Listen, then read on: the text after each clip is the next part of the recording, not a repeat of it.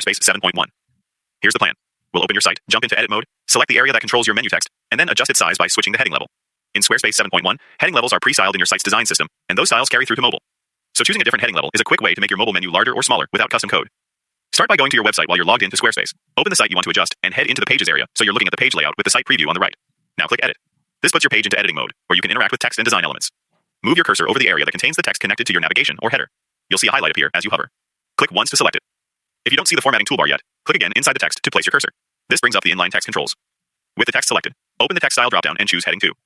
On many Squarespace 7.1 sites, Heading 2 is styled to be noticeably larger, which can translate to a bigger, more readable mobile menu. Take a look at the preview and see if that size feels right. If Heading 2 looks a bit too bold or oversized, click the text again to access the toolbar and switch to Heading 3. This is a common sweet spot for mobile, clear and prominent without overwhelming smaller screens. Still not quite right?